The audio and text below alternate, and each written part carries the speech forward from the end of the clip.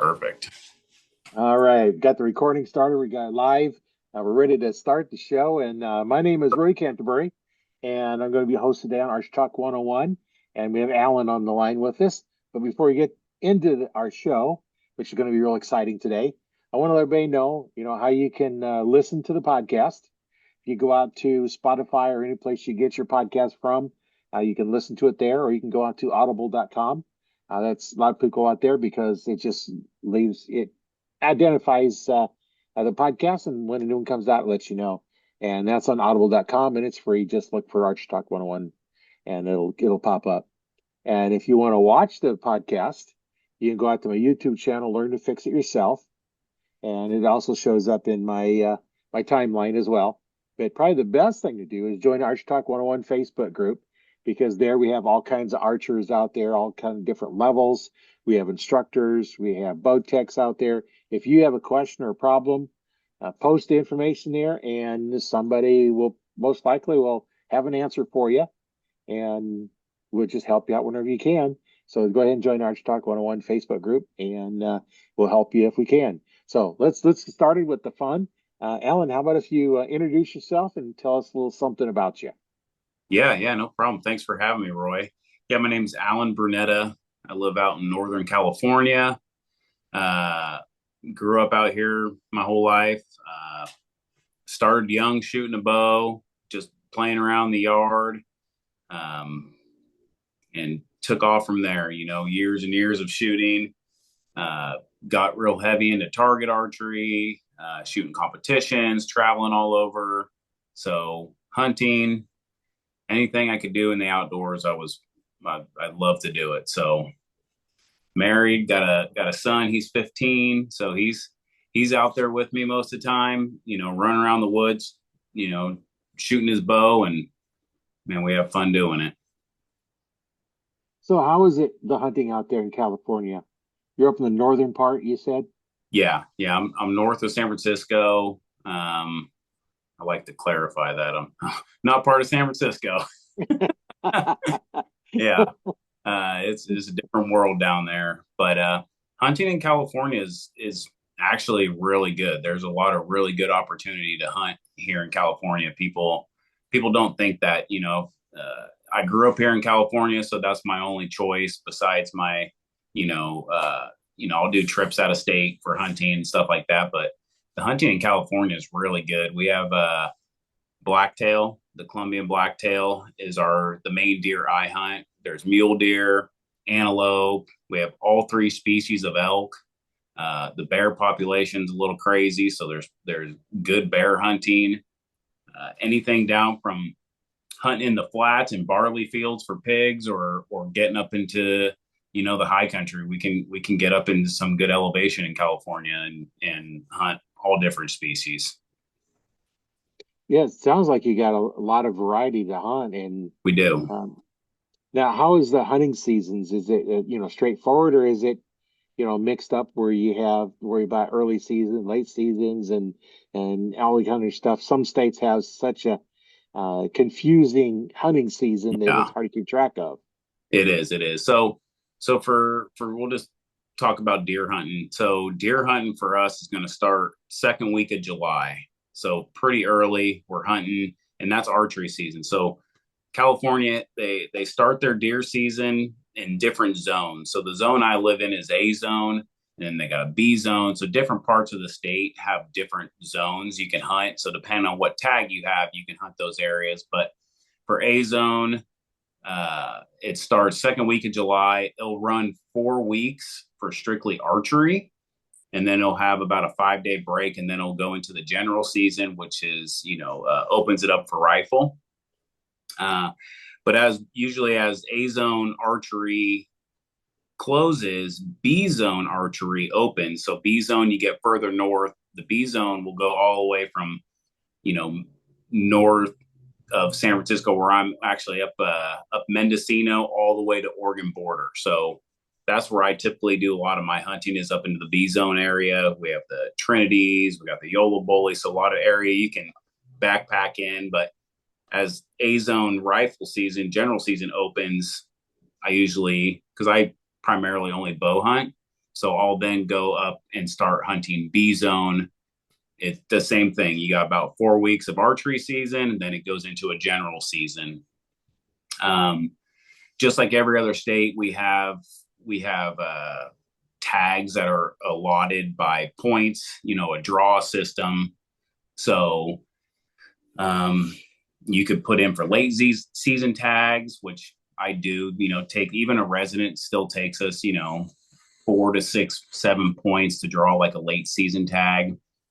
Typically, you can hunt like for archery. If you draw a late season tag, most likely it's going to be during the rut, give or take a week. So those hunts are really fun. Where we're able to hunt them in end of October into November, the blacktail. So uh, it's fun hunting them in the rut. Rattling them in. Grunting at them. It's just a blast. But theoretically, you can hunt deer from second week of July all the way through November. That's a fairly long season, and It we is. don't think of July being deer season because it's so No, warm. yeah, Um, it sucks. Ours don't start till September, so at least Yeah, it's starting to cool off. yeah. Um, But yeah, hunting second week of July, it can get rough. 100 degrees. You only get an hour or two in the morning, then you got to pretty much get in the shade and just wait the day out. So, but these deer here, they're used to it. They've got to go water even when it's 100 degrees and it's 2 o'clock. You could catch a lot of deer moving around underneath the trees, going back and forth to water. So if you do a lot of good scouting, the heat of the day, you just kind of hunker down. You can wait on a trail or wait at a water hole and usually have some success doing that. Now, with hunting in all that heat, after you shot your deer and you wait the appropriate amount of time, um, what is it like? How kind of time frame do you have before you have to find that deer and get it, start processing before it starts to spoil? Because in that heat, Yeah, it won't take long. no, it doesn't. So yeah, you definitely don't want to sit too long waiting for it. Really knowing your gear and knowing how good you've practiced throughout the season to make that good shot is really crucial because when you do get one hit and wait that 20 minutes, just depending on how good you think the shot was, you can get in right away, but you do definitely have to move pretty quick on it. So get it taken care of, getting it skinned out and in either the quarters hung or get it into a cooler. Yeah, that's something that, here in Nebraska, we don't think about. Early season we do because September is still nice and warm and Yeah, October, but yeah. we start getting into later. 'Cause our archery season starts here in Nebraska September 1st, goes to December 31st. Mm-hmm. And it goes the whole time. Now, during the firearm season, 9 days during November, we got to wear orange just like the rifle hunters do. But, um, we've got time, in November, if you shoot when you get time, because it's generally going to be cold enough at night, it's not going to spoil. No, Um, yeah. you know, and that's something that's like, how do you deal with all that heat, which we have to deal with early season, in the September timeframe. But, that's something that, I was kind of interested in, how do you deal with the heat and It's tough. It's just each situation has its own problems it can count on. So if you got to shoot something and you can't find it and let it sit overnight, either the coyotes or the bears are going to eat it, or the side that's laying down is going to spoil, and you end up with half a deer, which sucks. But you just got to try to get in there quick and move slow enough. Hopefully follow the blood. Determine if you can find your arrows, how good the blood looks, and determine how fast or aggressive you can be to get in on and try to recover that animal. so it's real important, especially for you guys shooting in the higher heat range to make sure that you're well practiced and you know your shots and you can Mm-hmm. make that good shot that you're going to make and to pass on ones that are marginal. Yep. Yep. 100%. So yeah, it's fun. Hunting when it's that hot definitely has its challenges. Just carrying enough water. I'll do hunts where I might hike into a spot a couple miles, but then also other spots where you're not hiking in so far, so you can bring in plenty of water, or get back to your ATV and get stay hydrated and all that. Yeah, that's real important when you're out there in that heat is make sure you're drinking plenty of fluids and Yeah, you know. I got my black lab right here chewing on a squeaky toy. Oh, that's what's making a noise. The Yeah. squeaky toy. The lab's having fun. Oh yeah. Yeah. She come here. I was making a guest appearance. There she is. Yeah. All right, go on. Yeah, So yeah, the dog's got to make an appearance. Why yeah, not, right? right. Now, do you take it your dog hunting with you or I used to be really big into waterfowl and upland bird hunting quite a bit more, um, but not as much these days. Kind of my target archery side of things have taken over bird hunting, so she doesn't go with me. Um, but like I said, I don't bird hunt too much anymore. Besides turkeys. yeah. Well, that's always a good thing to hunt Yeah, turkeys. yeah, yeah. I love shooting turkeys. And you must have a pretty good size a flock of turkeys around there and We have we have turkeys everywhere. They're uh, they're quite the nuisance on some of the places that we're able to access to hunt. Um, we Me and a couple buddies, we hunt a lot of I would say urban rural areas. So smaller 2-3 acre plots where there's plenty of houses and just there'll be 50, 60 birds on one property. So and the a lot of the homeowners just don't like them because they tear their yard up. So we go in and whack a bunch of turkeys that way. But then also you know, we hunt them out in the big woods. So yeah, they can be a pretty good sized nuisance. When you yeah, get that many and there's no hunting yeah, pressure, they're just no, going to keep multiplying until yeah, they're a problem. they are. It's fun to shoot them with the bow. Yeah, yeah, it's going to be a challenge because it's such a small bird, Uh huh. and if you don't have much of a kill zone on it, and you don't get it in the right spot, they're going to fly off, and Yeah, they're tough. They could take a broadhead and just keep going. You never find them. So you definitely shot placement on a turkey is key. they're again practice, practice, Yep. practice. Yep. But I mean, So go ahead. yeah, I was just gonna say, what's been kind of your most challenging hunt you've been on? I mean, elk hunting is always a good one for that. I've hunted Colorado a bunch of times elk hunting. A long time ago rifle, and then the last 6 years archery, and just man, for how big those animals are, they sure are tough to get one shot. So I've been unsuccessful at getting an elk. So but man, hunting the elks in the big wood, that's where it's at. That's fun.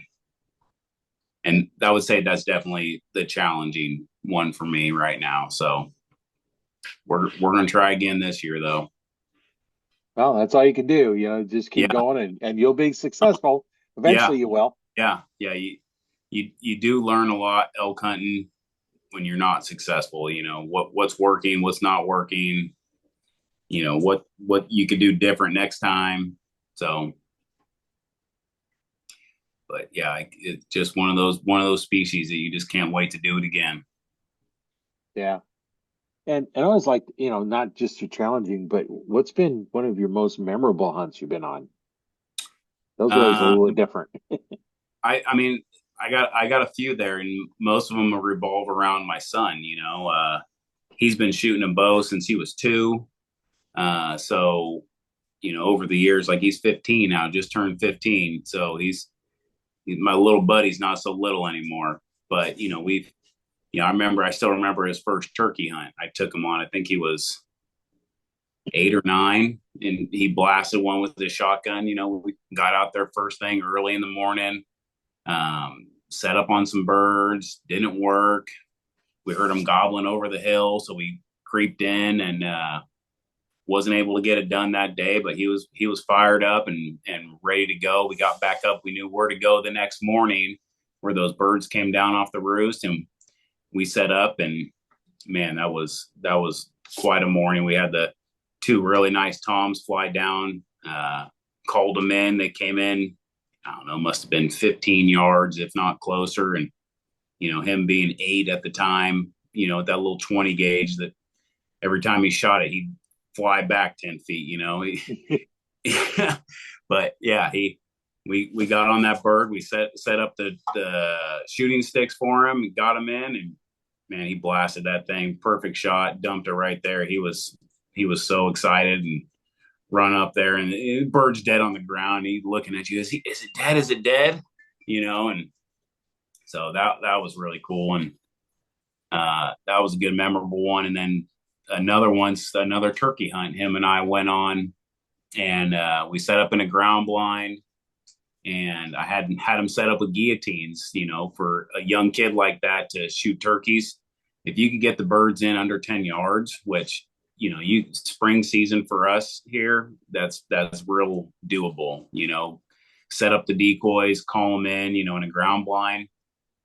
I had a group of toms flew down. There was actually a bunch of birds on this hillside we were set up on this big property, and we called in this one tom. He came in and started working the decoys, and Jackson drew back, and he couldn't get a shot. He had to let down, so the arrow was flopping around, making noise, but he stayed calm and was able to draw the bow back, and he headshot that bird and obviously dumped it right there. And that was his first archery turkey.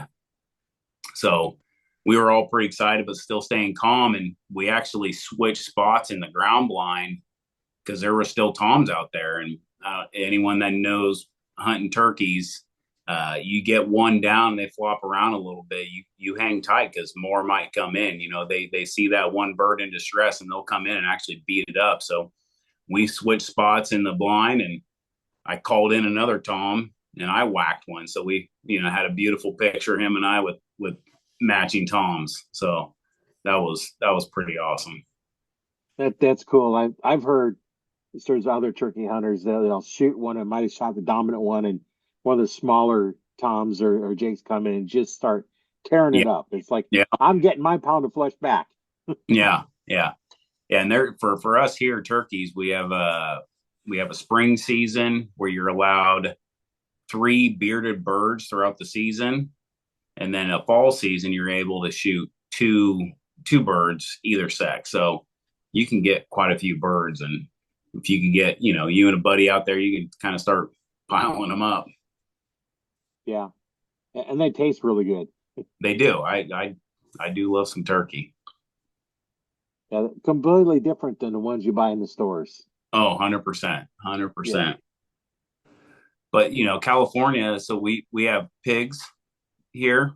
That pig season's year round. You used to have to buy tags, but California passed a law a year or two ago where you just essentially buy a pig stamp, and that allows you to shoot unlimited pigs throughout the whole year for, I think, $25. So in the area I'm at, there's quite a few pigs running around, and uh, a lot of it's on private property. So some spots are hard. There's not a lot of public land pig hunting, but there's plenty. But yeah, the pigs are also super fun to shoot with the bow. You get into a group of, spot and stock. That's all we do pretty much out here, spot and stock. And you get into a group of, 5 to 10 pigs. It could be a blast. And so we got pig hunting year round, and then we got fall season for deer and bear. I love bear hunting. Shot a few bear with my bow, so that's always an adrenaline rush, and there bears just are everywhere, which is a problem for California. They try to actually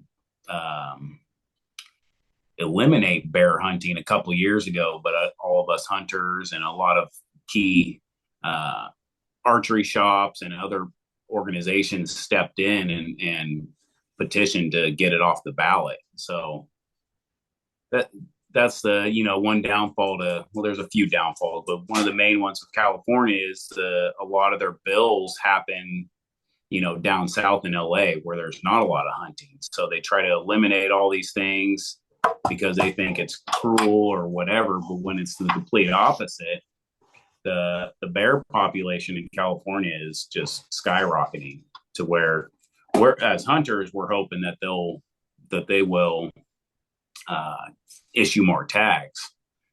So, but we'll see. But we still have it for now, and just be responsible out there, and we got some good hunting here, good hunting opportunities in California.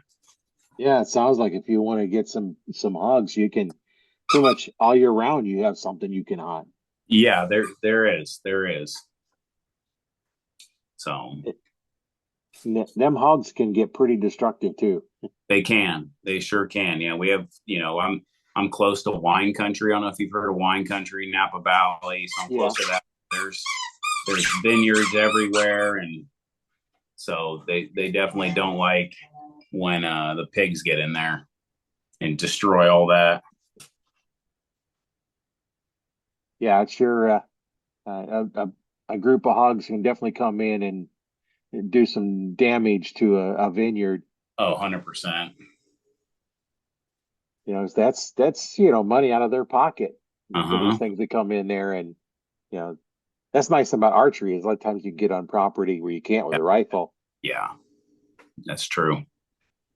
But yeah, then we like I mentioned earlier, we have all three species of elk: Tule elk, Roosevelt, and Rocky Mountain. So I have yet to draw a California elk tag. Even as a resident, it takes, potentially it'll take you 20 plus years as a resident to draw a tag. So that's that's always a little frustrating, but that one day I'm gonna get it.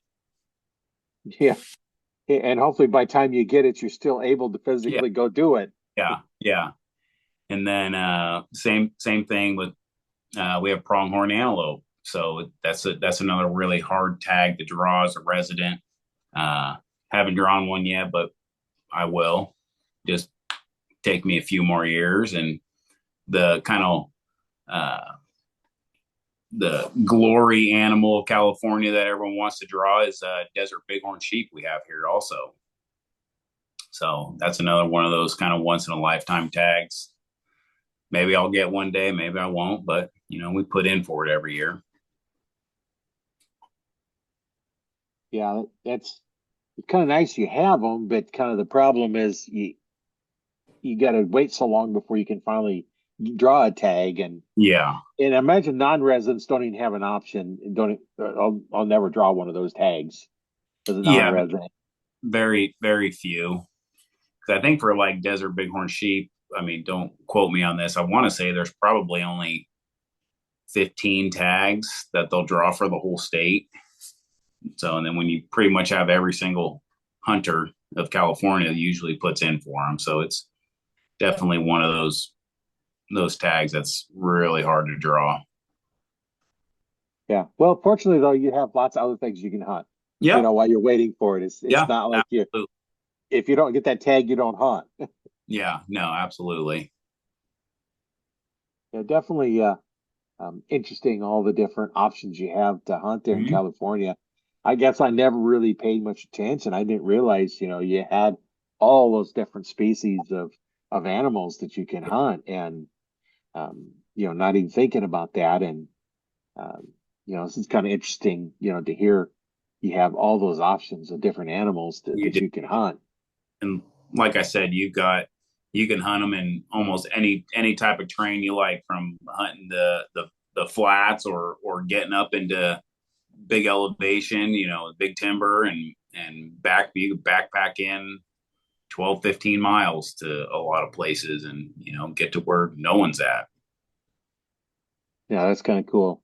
Yeah, but See, you get into target archery as well, then, don't you? I do. Yeah, I do a lot of target archery. That started for me. I mean, it's got to be 15 years ago now. I really got into target archery. Uh, a good friend of mine, Hans and Adrian, own a local shop here called West Coast Archery. So when they first opened the shop, it was unfortunate timing for me, but I got laid off of work. So Hans and I have known each other for years before that. We went to high school together. And so at the time when he opened the shop, he was still working another job. So he actually hired me to come into the archery shop and work during the days when I was laid off work, while he worked the other job. And so I did that for quite a while, and I've just been helping in the shop ever since. But we got to a point where we we didn't really know what kind of tournaments were out there. So we just started going all these local club shoots and shooting 3D events. We shoot a lot of safari over here, which is orange spot targets, be a 3D animal with an orange spot on it, like Redding's a big one for us, the Western Classic. It's a big NFA event.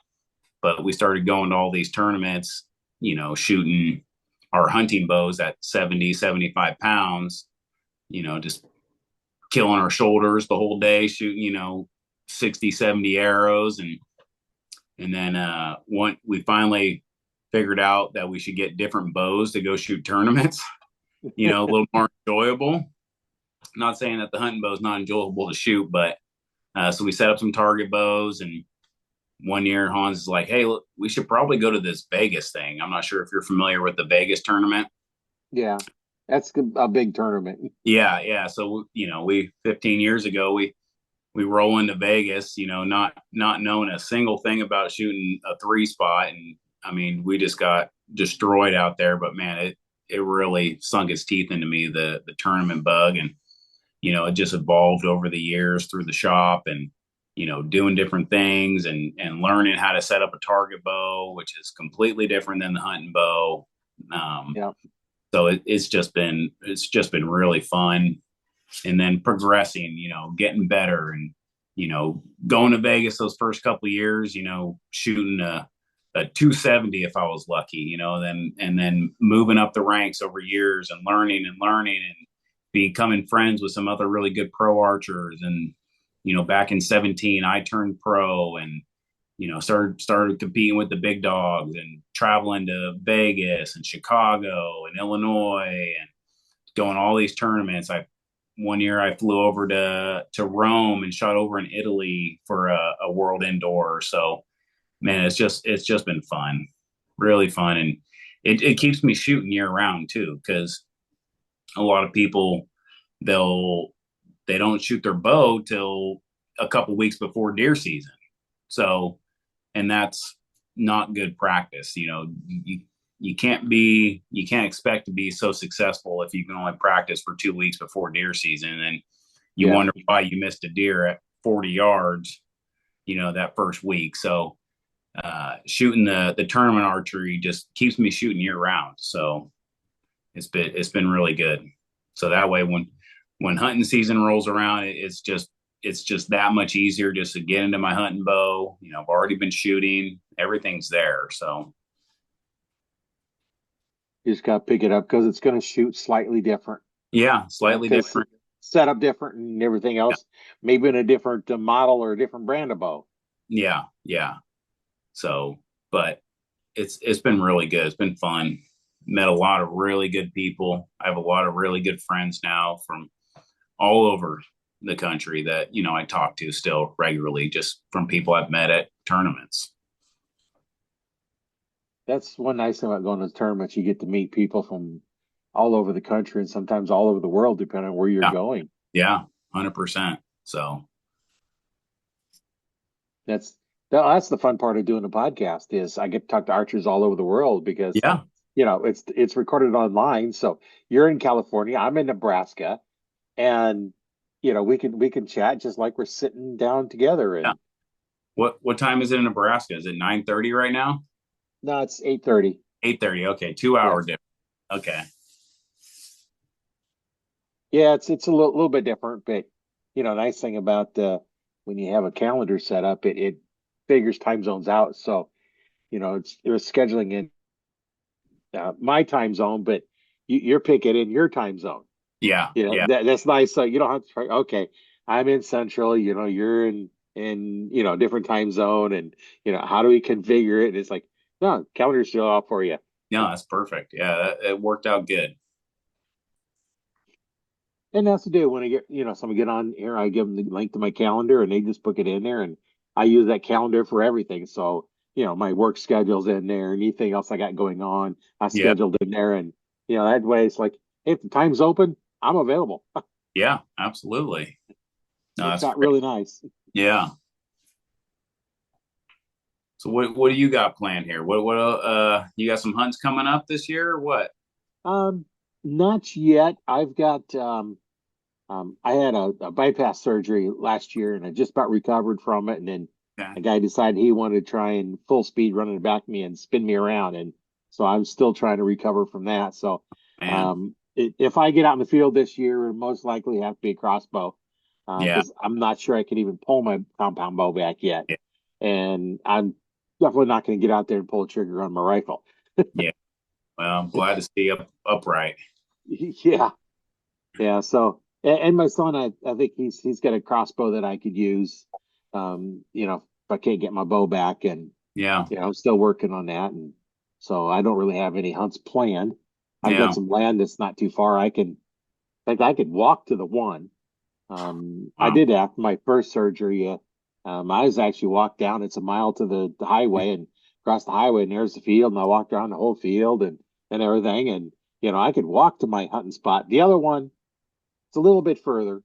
I wouldn't Yeah. want to walk. I've taken four wheelies out there because I can take the back roads and it's like 3 miles Yeah. is all.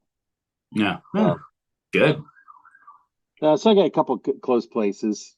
Okay. Not the best land, but hey, it's a place I can go. Yeah. No, that sounds good. There are deer and turkey and other stuff out there. You know, Probably not going to want to shoot the coyotes on property because the farmer feeds them.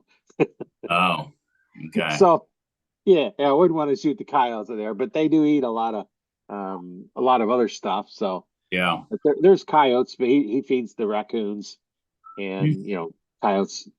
There's some out there, and the one property I have that's close by, I can hear the coyotes out there quite often in the summertime, and Yeah. they always hang out on the other side of the creek where we don't have permission to hunt. Yeah. Figures. Figures. Yeah, maybe sometime I'll go talk to him again and say, hey, you gotta be hunting the coyotes over there. Let me go. He said I can go kill some of the coyotes. Cool. It's kind of fun. It's Yeah. some of the floods we've had is eroded a lot of the creek away, Hmm. and we used to have right at the end, mile from where we live, right next to the highway. I used to see flocks of easily 3 dozen turkeys. Wow. And since the flood, I'd seen a flock one time, maybe half a dozen. Yeah. Because where it flooded, it was like probably 6 feet above flood stage. Wow.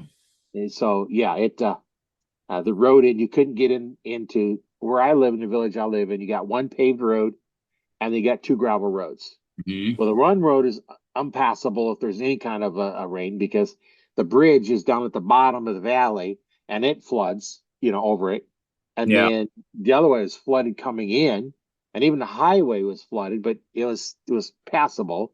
But the other way in, there's a way to go roundabout and get it back into the home because I come home from work and I had to drive through part of the flooded highway. Um, and then I couldn't get into my where I live because Yeah. it was flowing. There's no way you could have went there. It was had logs that's moving across the Hmm. road, and so I'm in the town here right by us, and my wife says, "Well, there's a way in. I'll come out and get you." And we decided to drive through some flooded ground or roads, but it wasn't flooded very much. But there was Yeah. one way I could get back in to get back home. Otherwise, I was gonna have to stay in my car for who knows how long because Yeah. I couldn't go anywhere. Wow. That's the Yeah, way it goes sometimes. we had a blind a platform we'd put in, and And the one flood we had eroded it back to one of the legs.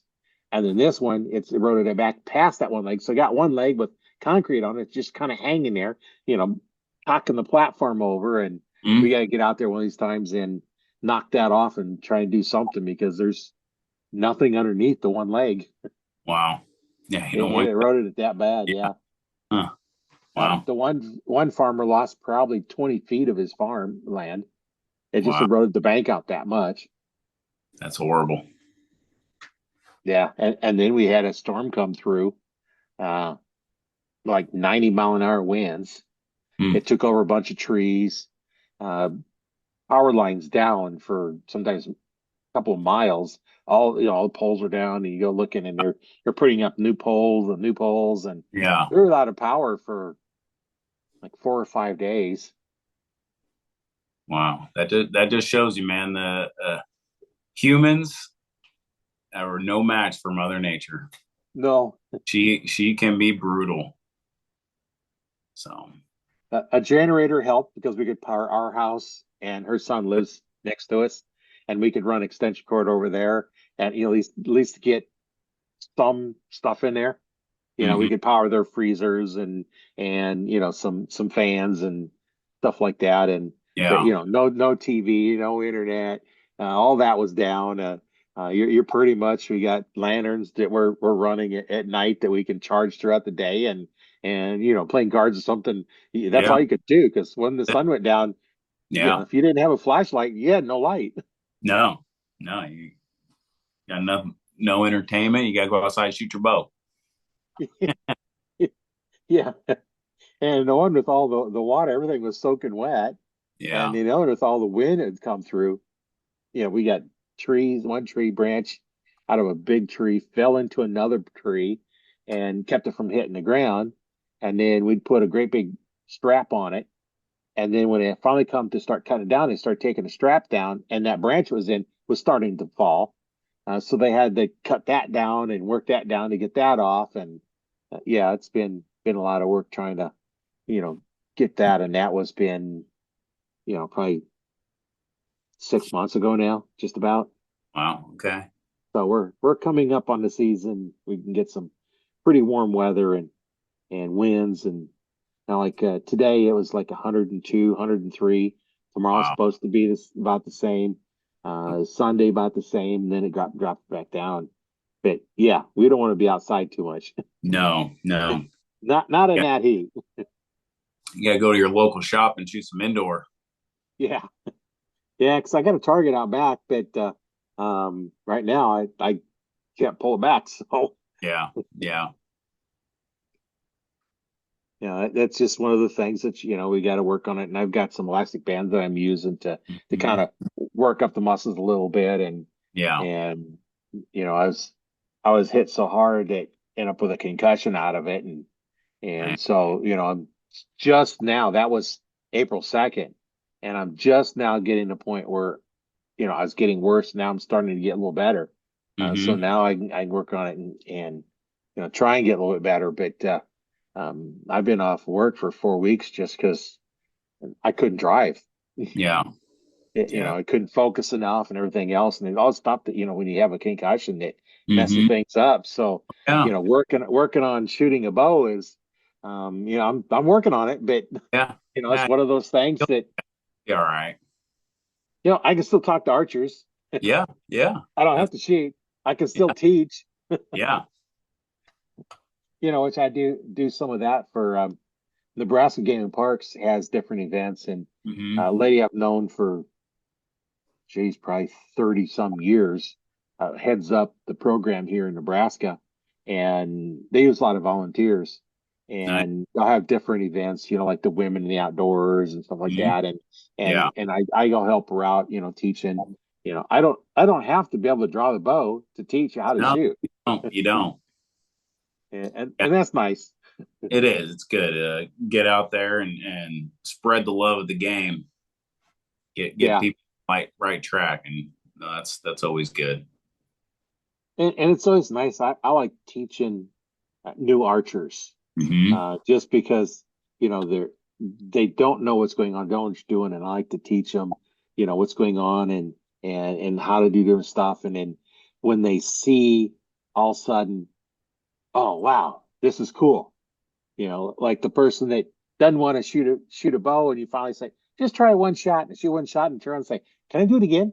Yeah, yeah, yeah. I was just down at the archery shop earlier today, stopping in and seeing everyone and saying hi. And I get there, and all of a sudden, a bunch of people come in the door. So I had things to do, but I helped out a customer, and he had someone gave him a bow. It was just a recurve, and string was wrong, had no arrow. So it was, he was so excited just to get the couple things he needed, and he was shooting a bow.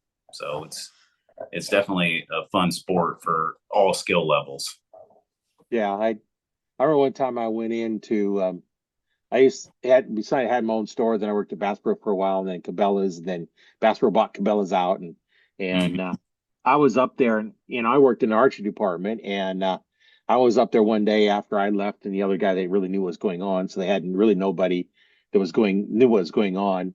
In fact, didn't have anybody in the archery department at all. This guy come in and was interested in a crossbow, and so I'm taking and I'm basically telling I'm one of the guys that's I just sold a crossbow. You need to go down there and collect your money from him and finish selling it. Yeah, because I had him everything all going on. It's like I had him ready to buy, except I Yeah. couldn't sell it because I didn't work there anymore. Yeah. It's funny. That's why I learned when I go into Cabela's, don't wear a tan shirt. Yeah. You blend in with the staff. Everybody thinks you work there, Yeah. and uh, and I don't mind helping them. No. They somebody comes up and think you work there. It's like it's just gonna. And then can you ring me up? It's like, I don't actually work here anymore. But, Yeah. hey, let's see if we can find somebody to ring you up. Yeah. Perfect.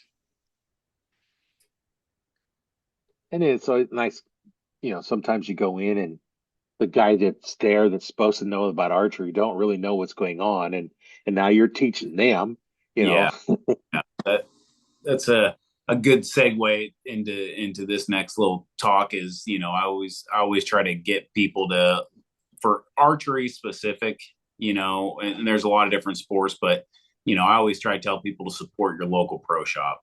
It's nice to have a Cabela's or Shields or Bass Pro Shop. Those are good, quick. You're out of state trying to get something, but if you're local and there's a local archery shop, try to support those guys because they're trying to compete with Amazon and Bass Pro Shop and those big box stores where, I mean, it may be fine that they don't sell a bunch of archery stuff because they don't need that to stay in business. So, support the local guys, whether it's an archery shop, a local gun shop, fishing store. That's really important for all of us outdoorsmen and outdoor women. So Yeah. And the nice thing about going to a pro shop is, you got somebody there that knows what's going on.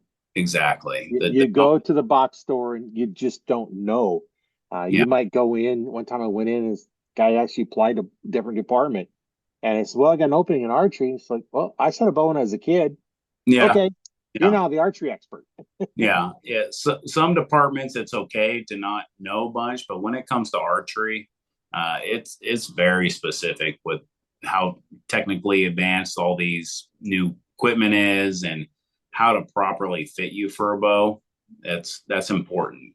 So we see a lot of improper setups come through our shop that we have to fix, which we're more than happy to fix. And usually, a customer will come in with a bow that they got somewhere else and they didn't know how to set up a bow. So, they bring it to us and the draw length's too long or too short. They can't pull it back. The arrows are the wrong spine. So, we're more than happy to help people out and get them the right gear. Archery is very specific. You go with some friends and you're like, oh, can we just share a bow? And you're like, not really.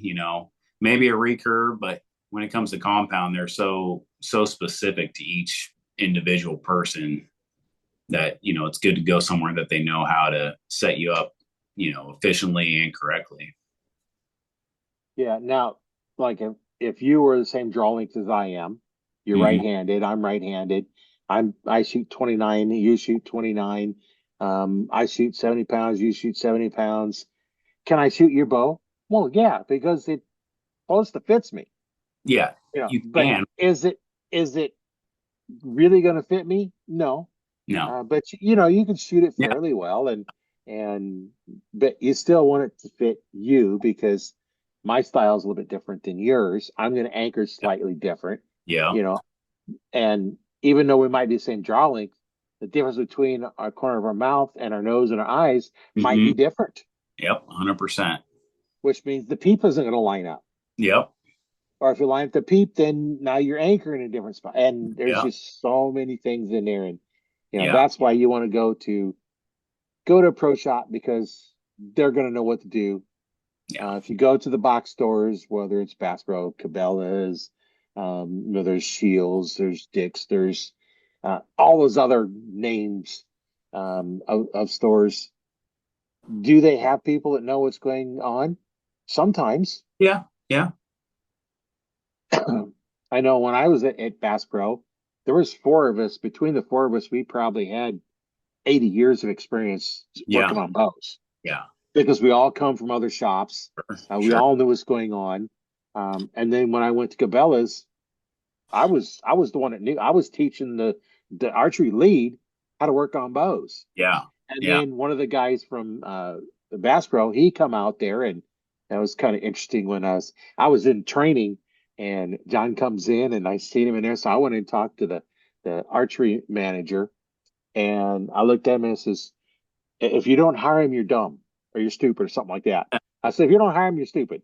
And I turned and walked out. And then Perfect. when the manager for the Star Company, I said, "Where that goes here, we need him." Yeah. Because I No. knew how good he was, Yeah. and he ended up staying a little bit longer than I did. But once the two of us were gone, there was nobody knew what was going on. One of the things we used to do is Cabela's, they'd get all the returns, and they have in a great big 4 foot cube. And Yeah. just send them all to our store.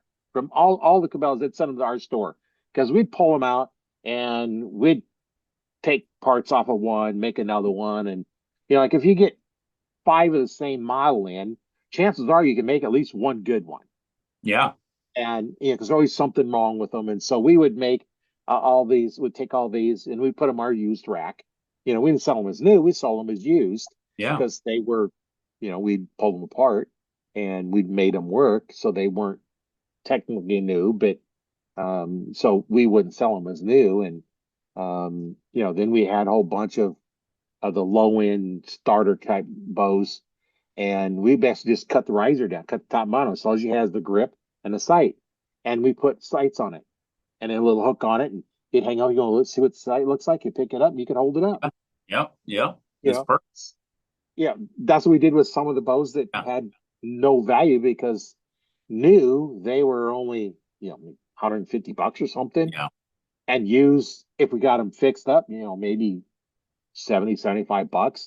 And then if we had to start buying parts to put on them, now then we're putting as much into parts as the thing is worth. So a lot of Hmm. them that we couldn't make work, then because we didn't make strings, so we actually had to buy strings, even though Oh, I've made strings for a long time, but I wasn't going to be making them for that because no. we'd buy them, and now you're spending 100 bucks or so, 7,500 bucks for strings and cables, and it Yeah. wasn't worth it. On those low end guns. Yeah. Boy, have the times changed. Yeah. Yeah, I don't know what, strings and cables run now because I still got all this stuff to make strings. I could probably make a new string every week and I'd never run out of material Yeah. except the end loop material and the center serving.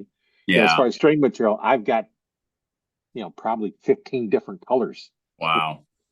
Yes, just a good set of strings. I'm running gas bow strings. They're probably one of the best ones on the market. You're going to be 150 to 210 for a good set of strings now. Yeah. Yeah. So if you could Well, build them, that's a skill I don't have or the time I don't have. So right. go for it. But I rather just keep it to the professionals. Let them. That's what they do for a living. That seems a lot easier to me. Well, and one time I was making some strings for my one bow, my one I use for target. And it's like, I don't know what colors I want to use. So I made up little bitty short ones. They're only, maybe a foot long. Look at But that. Yeah. this is a blue and um, a copper, and then this one's a black and a copper. Oh, nice. This one's black and a chartreuse or fluorescent green. Yeah. And they're a little bit short ones. Some of them you can't tell. This is like a mountain berry and Yeah. a You brass get or a little something like that. sample pack there. Yeah, and then this one is fluorescent pink and fluorescent green or chartreuse, and then I've got another one here. And some of these I've just been laying around, so I can't tell this one here. This one is actually three different colors. Oh, I can see I that. made a Yeah. three color one. Yeah, it's got red, kind of a mountain berry or maroon or something, black, and then a copper or tan. There's so many different ones that you can do, and they're just kind of sitting over here, and I used Yeah. to have them hanging up, and they kind of fell on the floor, and it's like, yeah, yeah, whatever. Yeah. But Yeah. It's fine. that's the thing about custom making strings. You can do whatever you want with them. You can. You You can. know, three color ones. I don't normally recommend three color ones, just because you don't have a good separation between the colors. Mm-hmm. Because one third of them are one color, the other third's another color, and then you got one third you got to split in half between the two to go around your peep. Unless you get one of those that splits it in three, then you're okay. But I don't like those because you always have a string in your eye. You have to look through. But two colors are really nice, and you can do all kinds of weird stuff with them and different ways of twisting them, form little Yeah. different cut shapes, and Yeah. Yeah. The last quite a few years I've gone with more of just a natural color string.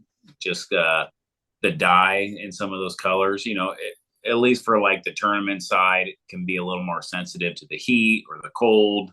The dye, some of those colors will stretch different than other colors. So more on my target side, uh, using that natural, like the gas bowstring has the freak show. So it's an all natural, super low to no wax in the string. So that's a real stable string. I mean, the colors sure look nice though. yeah, they do. And when I was making strings, one of the things I do is like, okay, what colors you want? Black. No, that's boring. Pick two colors you like. It doesn't Yeah, care what it is. Make it special to your bow. Now, if their bow is all black, like except for black, then it makes sense to have just a sure. black string, Yeah, just because it all matched. But they're like, I'm going to make a string with two colors in it, same price as I do one color. It yeah, doesn't really matter. yeah. I just got an extra knot to tie is all. Hmm. And, it's like, pick two colors. What's your two favorite colors? What's your high school colors? What colors you want. And Yeah, I do the same thing when I made arrows. yeah, I was like, okay, here's a dozen arrows with fletched with veins. Here's the price, and here's the price with feathers. You want veins or feathers, and in what colors? yeah. You want two of one color. What's the other color? And Possibility. then pick them. And I've done some that with the orange fluorescent wraps, and then two orange and I think one red or something like that. Hmm. And that was a bright arrow. Yeah, yeah. It's good. Now I like on my hunting arrows. I like to, I've got a fluorescent white, a reflective white Yeah, wrap. And I'll put that down below my feathers because I don't like to cut through it and then have to and stripping them off and everything else. yeah. So I'll put that on it, and the flashlights just pick it up really easy. Oh, good. Yeah. It's kind of like the reflective tape that they put on your roads. Hmm. Your headlights hit it and it shines, and then you Yeah, take the flashlights with like LED stuff in it, and it's just like, well, there it is, yeah. That's perfect.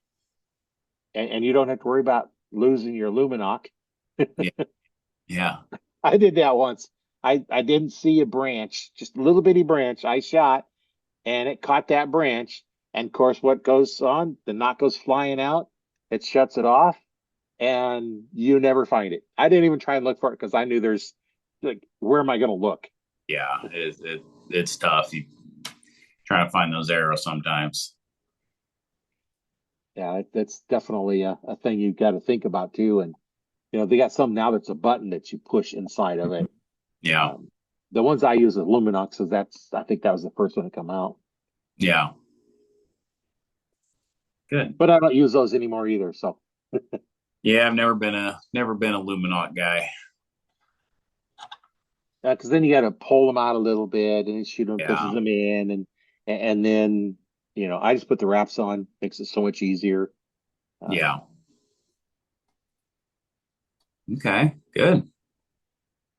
so how often do you work at the archery shop?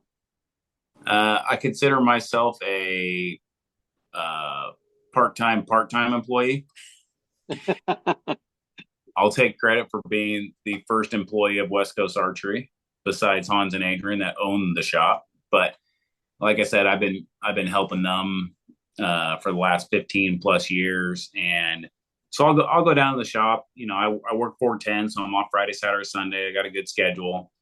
Uh, I try to get down to the shop a couple times a month, where I'll just hang out for the day, or a lot of times if Hans or any of the other guys are taking a day off and they need an extra body, I'll go down in there and work. So because I do have a full time job working for the county for the water department, so I try to get down there as much as possible, just hang out, talk to customers.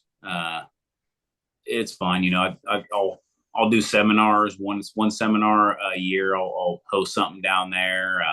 I'll host a indoor money shoot in our indoor range. So I'm in there quite a bit.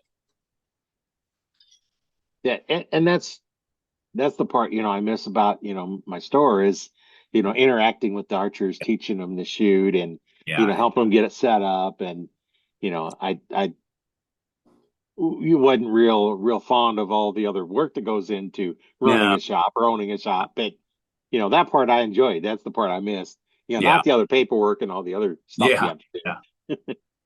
I like doing the fun stuff. do. So Yeah, I'll leave all the business to them, and I like just talking to everybody. Sharing hunting stories, and you meet all sorts of great people that come in. yeah, and that's why I like helping out with the Nebraska's Game Parks when they have archery events that I like to help out with that because I get to talk to archeries and help them out. And Yeah. uh, I was able to talk to the guys that run the tree stand safety. Okay. I went down the last time I was up to they had Missouri Valley Outdoor Expo every Mm-hmm. year up at Ponca State Park, and it's the north east part of Nebraska, right there next to the border, South Dakota border. Okay. And um, I the last time I was up there, I spent about an hour and a half interviewing these guys talking about tree stand safety, and Oh, I got a podcast on that as well as you can catch that on my YouTube channel as well.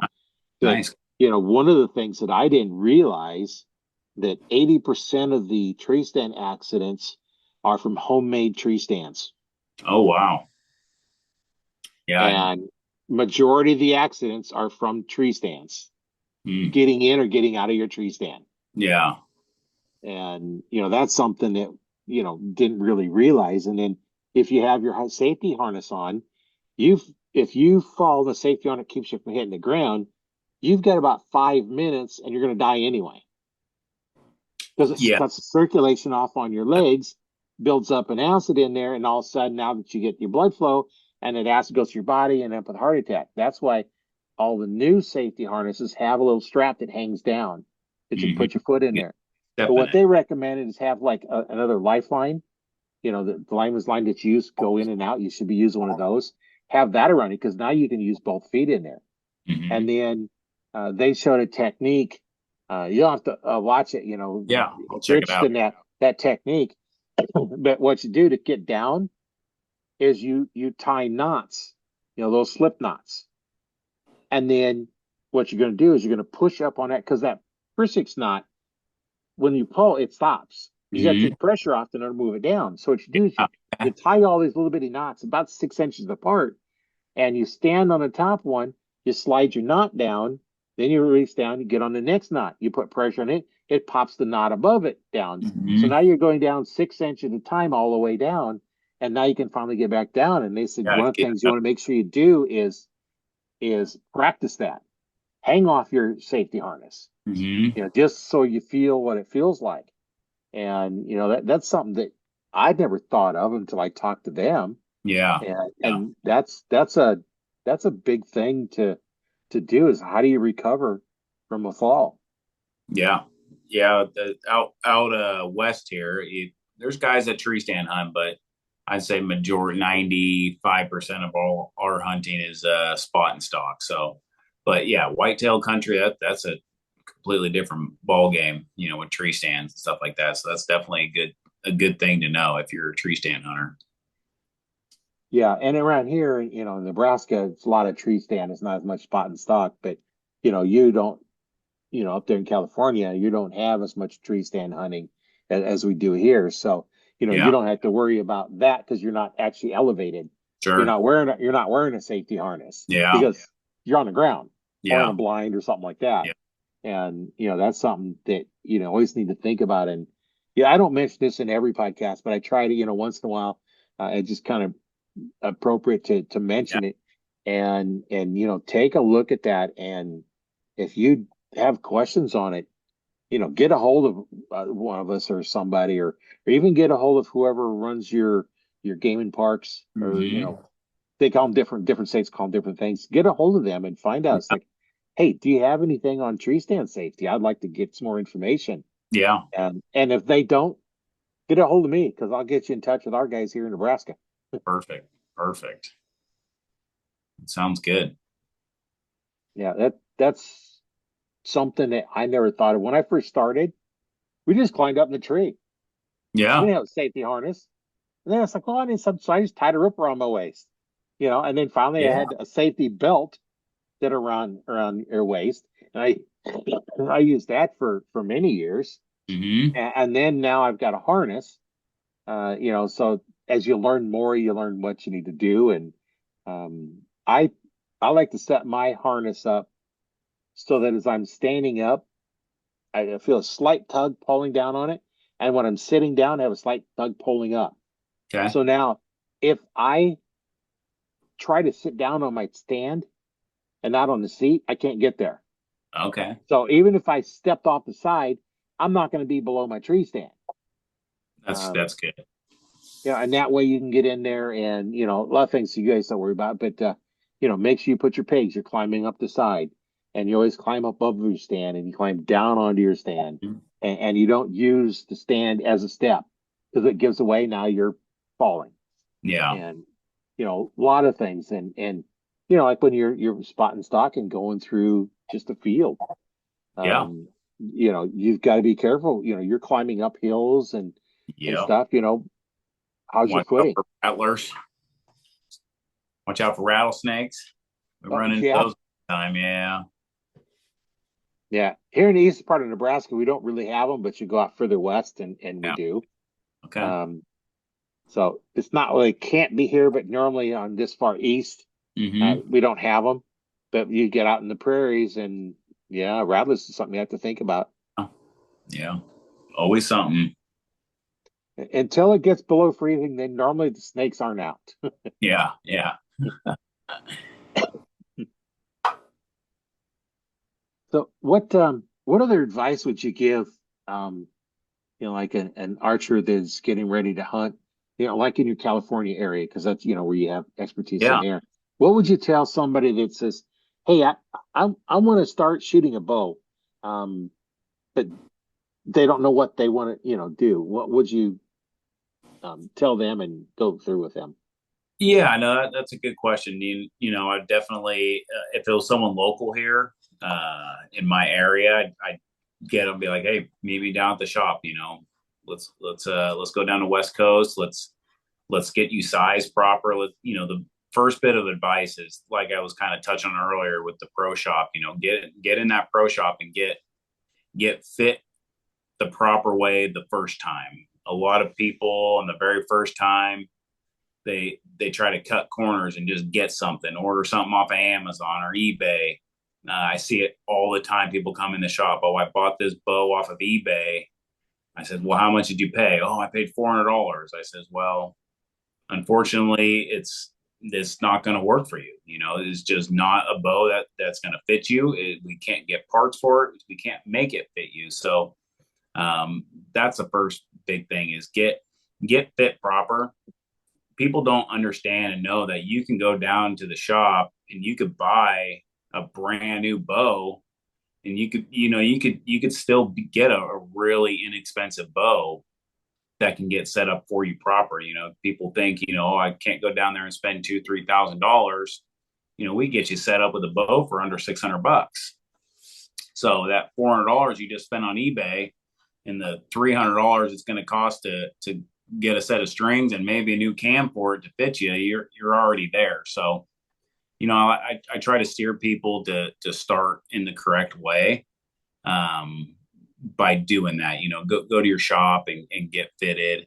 And a lot of times, like when people come in our shop, we get them set up with a bow. Doesn't matter if it was a $500 bow or a $3,000 bow. We're going to take the time to fit you, and then we're going to take the time and actually give you some shooting tips, not just give you a bow and say, all right, get out of here. I'm gonna go help the next customer. We'll take you in the range, and all right, this is how you need to anchor. This is your grip. Set your grip proper, get your right footing. Keep that back shoulder down. So, getting started the correct way is, man, that's the biggest thing. So, and doesn't hurt to ever sign up and go do a lesson with someone. Right. Yeah, I know when I sell a bow, I come with shooting instruction because, well, part of setting it up for them, they got to have their form correct. Yeah, They got to be shooting correct. You can't set the bow up you if can't. they got a bad form because you just can't get them to fit you. So, I've heard that's part of setting up the bow is teach them how to shoot. Yep. Um, One, it was kind of two functions. One, it got them shooting better, and Mm-hmm. two, it got them more interested in archery. So now Yeah. were they going to come back to buy their upgraded stuff? Come Yeah. back to me Absolutely. because I didn't oversell them. You Yeah. know, Yeah. I've heard beginners have no reason to buy mid-level or upper level bows because their skill's not there. They're not Yeah. going to know the difference other than their pocketbook's emptier. Yeah. Yeah. Yeah. Another question I ask all the time: all right, what's your budget? Tell me your budget. I can get you a brand new bow within your budget usually. So, but yeah, like with the form, your draw length can vary an inch just with shoulder placement. That back Right. shoulder, if it's up high versus low, your draw length. So if you set them up with a high shoulder, and then all of a sudden they come back 2 weeks later and they've learned to put their shoulder down, you probably have to readjust that bow. Right.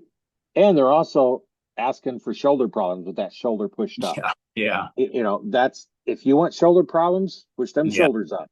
You don't Yeah. want them drop them down. Yeah. And that's just some of the things that, getting with the coach and I like to tell a lot of the new archers, um, buy a low end bow, the low Mm-hmm. end sight, the low end rest. You buy your lower end arrows. Don't go out and buy your comp pros. Nope. Buy whatever arrow is basically the cheapest that's spined correctly for Yep. you. Now, spend some money on a release. Yeah. Good release is always good. You want a good release because that's your trigger to fire the bow. Yeah. And if that trigger is moving, you're going to think about the trigger and stop aiming. Mm-hmm. And that's what I tell them. Spend money on a good quality release. And Yeah. there's a lot of companies. I have a Carter, I have a Scott. Those are both good ones. Stans Yeah. make good ones. Um, uh, True ball. True Ball makes another good one. Big true You know, ball. those are probably the brands that I would stay with. Yeah. I kind of always push the Scott ones because, well, as it Cabela's, we had a lot of Scott releases, We sell a and ton of spot releases. They're yeah, great. and they're good. I had one guy come in, the trigger fell off on it, so I called them up. They sent a new trigger in for free, and I put it in a little Loctite this time. Yeah. Yeah. And the Carter's good too. I dropped my Carter one time, broke the trigger off. And this has been many years ago, but I told him, it's like, okay, when I talked to him, it's well, send it back. So it cost me like $5 to send it back to him. And I told him, it's like, I don't use that knurled knob.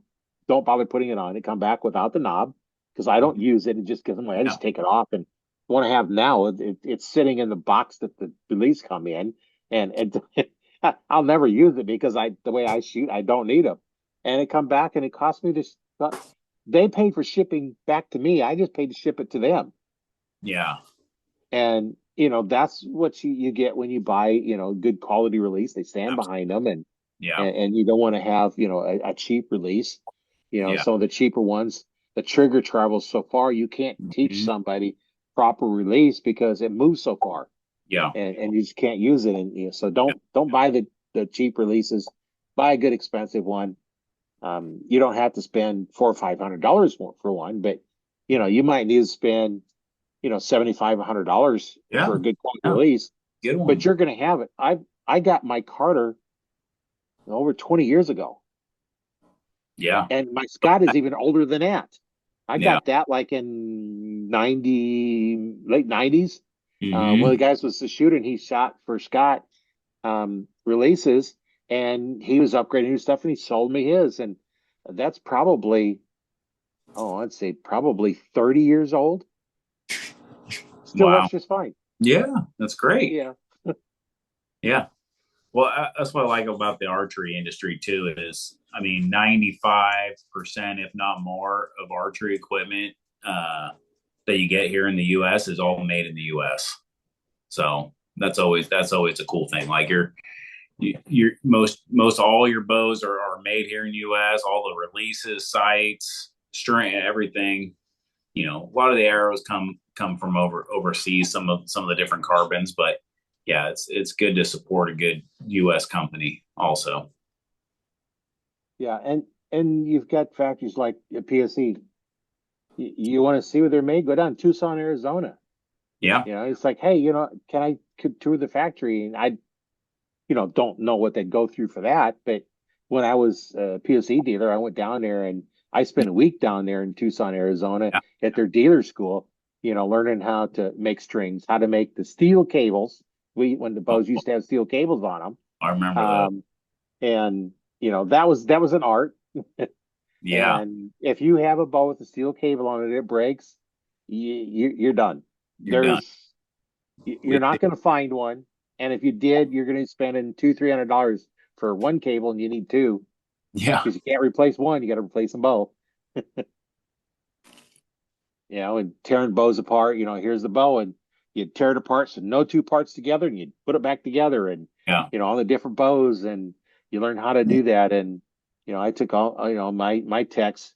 They knew when the PSE Novas come in, the first thing they do is they're going to tear it apart, lubricate the limb pockets, put it all back together, tie Mhm. some string signatures on it, and set the rest up and set the sight up, and Yeah. so you can do the windage real easy on them because they're all center shot. So they get almost set up. So the only thing I do maybe is move the sight up or down, and everything else is pretty much ready to go. And it was a whole lot quicker setting up because everything is all Mhm. done. And Yeah. That's good. yeah, Awesome. I imagine you've got some stories of some equipment that you've worked on that have come in that's been abused, let's say. Yeah, we see all sorts of stuff from dry fires to fell off the back of a truck while they're driving. You know, old Oneidas, and we still get all of that stuff coming in the shop all the time. But certain bows will we just can't work on. They're just too old. You can't get parts for them. The old cable bows, you can't get those break. This time, 30 plus years later, those cables are snapping, and so there's stuff that we're just like, what, this is now decoration. Yeah, But yeah, I've got one that's a real old one. I've never seen the teardrop like this. It has like three different bars sticking out that you can put the string on, and of course you'd never shoot it. yeah. I'll probably clean it up a little bit and get the cams, the cables back in where it's supposed to be, and Hmm. make me a string that's probably longer than what you need, just so I have it together. Yeah. I'd never shoot it. It's more just like, huh, cool. It'd be fun to kind of play with. And a Yeah. nice create a video of it. If you have this kind of bow, well, this is the only thing you can do for it. Yeah. If you have to pay somebody to make a string for you, yeah, it ain't worth it. But No. because I got the material, I can do it myself. But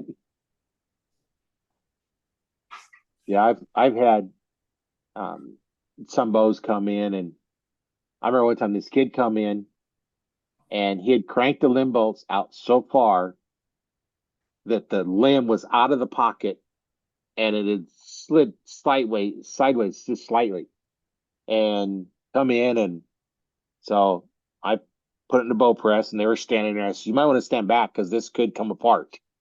So I pressed it, got it back in there, back in where it's supposed to be, and told the kid, it's like, okay, you cannot crank these out any further. Yeah. This is as far Yeah. as it'll go. And he says, his dad said, well, yeah, he's at the other shop in there, and they did the same thing. I says, well, this time it's $20. Next time you do that, it's $40. $20 to fix it, $20 stupid fee. He never came back. That's good. Good man. And his dad just laughed, Yeah. because he the point was, you can't do it. And a lot of the older bows, you can crank them out 4 turns. Yeah. That's all you can crank them out, and that was about 10 pounds. Well, Yeah. I knew on some of the PSE bows, I could actually go a couple more turns and it would be safe. Um, but you got to know the bows. Some bows you can't do that. And Yeah. now the new ones are nice because they're 20, 30 pound variation between them all the way in and out. Yeah. Those older ones, back 20 years ago, if you got a 60-pound limbs, you go 60, 70. And you Yeah. could go below 60, maybe a couple pounds is all. Yeah. Uh, That's pretty standard on the new bows. There's definitely a few brands that have like a 20 to 30 pound swing, but most of your high end flagship bows, Matthews, Hoyt, PSE, Lee, Bowtech, their high end bows are only 10 pound increments. yeah, and I can remember, then I actually set it up for my daughter. The bow had 70-pound limbs. I was able to get 60-pound limbs.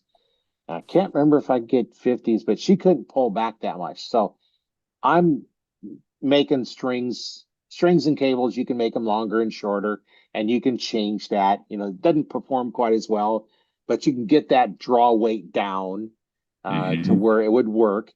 Now, she couldn't pull it back any other than that. So it didn't work. And I had, high end bow and I was a PSE dealer. So, all my kids have high end bows. Okay. Hey, nothing Yeah, wrong with that. My kid does too. yeah, why not? When you own the store, you might as well give them, something good. And, they all went through the cheap, you know, kids bows, and then they get a little bit bigger and then they go on a little bit bigger ones. And, Yeah. um, yeah, it's kind of interesting, all the stuff you could do then. And the bows, you could press them in the old Apple bow presses, and the new ones I can't press them. No. I've got one that was like 2015. It was a bear, and I can just barely press that one, Mm-hmm. but I can press it because I had to make a string for it. But a lot of the new ones, the parallel limbs, Yeah. or those that are beyond parallel, Yeah. I can't even use my portable bow press, which is basically just a cable, because it Yeah. won't hook into them either. So No. it's like, you only make a string, you're going to have to take the string off because I can't take it off, and you're going Yeah. to have to put it back on.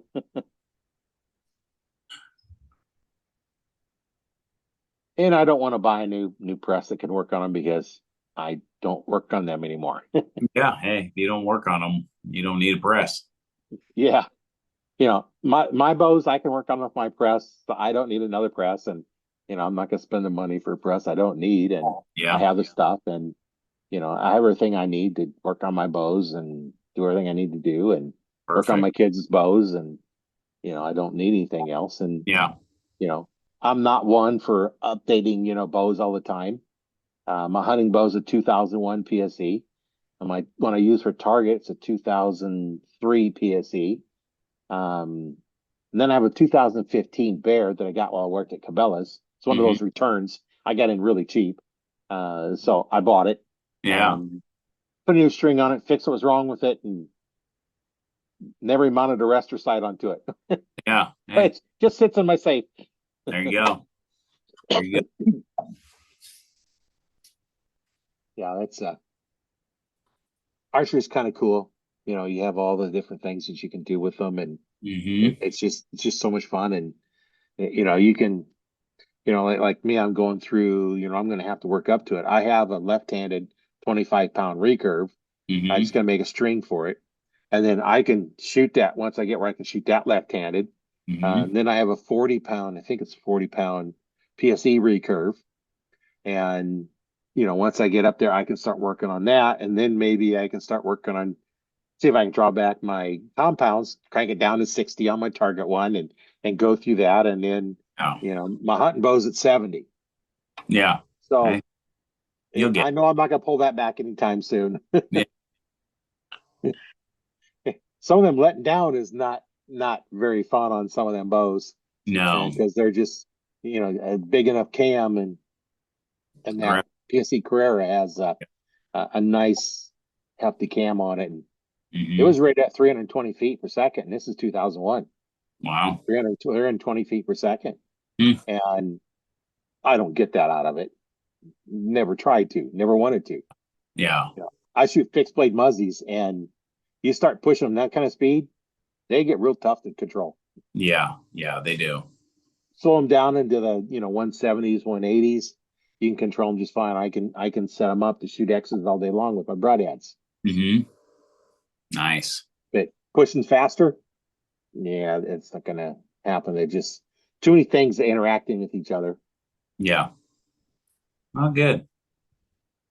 Well, and in closing, what would you like to tell new archers, or archers that have been shooting for a while and want to improve their skills, or what would you suggest to somebody that wants to get better? I would say go shoot leagues. Uh, we host a league during indoor season, winter. Uh, so we get all sorts of skill levels. So go shoot, go find your local league. I mean, almost every archery shop probably has some type of league night. Ours is a Thursday night, but go shoot a league because you may be nervous the first time or two, but you're gonna end up shooting with people that are better than you.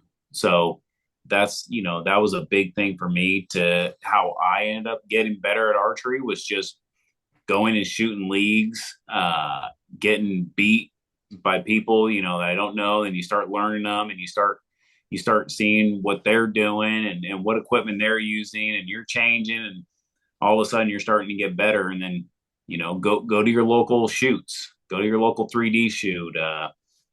Out here we got a tournament every weekend that I can go to within a 3 to 4 hour drive. So the best thing you could do is just get out there and shoot your bow and shoot with people that are better than you. So that was a big thing that really helped me was just going out there and getting my butt kicked all the time. Because then you're like, all right, what do I got to do? What's he doing different? What's he using that's making him better? And then you go to these leagues and shoots and you start recognizing people from the last time and you start talking to them. And I mean, the top archers, we'll just say in California here, they're not going to tell you to kick rocks. If you came up to ask them, and anyone could come ask me, hey, I'm doing this. What can I do different? Talk to those people. Don't be afraid to ask questions, and don't be afraid to try to move stuff and learn how to adjust your stabilizers. And so get out there and shoot as much as you can is the best piece of advice I can give. Yeah, be open and coachable. Yeah, absolutely. Yeah, if you're going to ask somebody an opinion, and then when they tell you, you just ignore them, then you wasted Yeah, their time, wasted your time. So yeah, it may not work for you, but it might work for you. So yeah, if they suggest something, try it, and yeah, don't just try it one time. yeah, Try it for several times a week, yeah. couple weeks, and see. Maybe it'll work, maybe it won't. Hmm? I know when I first learned back tension release, it's like it was not comfortable for quite a while. No, And then, and after a while, it's like, they said I was 29 and a half. I ended up shooting 29. And I yeah, used to shoot 32. wow, And I'm actually 29 and a half. And now I shoot 29. Uh, if I hadn't gone through all that, I wouldn't have been able to get better and, learn all these things and, yeah, being able to teach somebody because, my form was, well, I didn't really have one because I didn't know any better, mm-hmm, you know. And at that time, there was not a lot of people that was teaching you how to shoot. They just like, yeah, my first bow was like, well, how's that feel? Okay, well, that's good for you. you're good. Yeah, Uh, yeah, no, I'm 29 and a half hydraulic, but this is 32, but that's okay. Yeah. Yes, Well, that's it's a good bit of advice there. Just go shoot as much as you can with people that are better than you. yeah, and you get there, maybe you want to pay for a couple lessons with somebody. I've fixed some archers problem 45 minutes and we're done. Yep. Maybe come pay me for an hour of my time, pay me $100, $200, whatever, we're charging the time for an hour instruction, go work with somebody for an hour. And Yeah. then, maybe once a month say, hey, give me, 15 minutes. And you're going to improve so much better, by letting somebody find those things that you can't see because, you can't watch yourself shoot. Yeah, exactly. Well, it's really been great talking with you. Yeah, no, it's I know great. I learned a lot. I didn't realize California had that many different animals to hunt.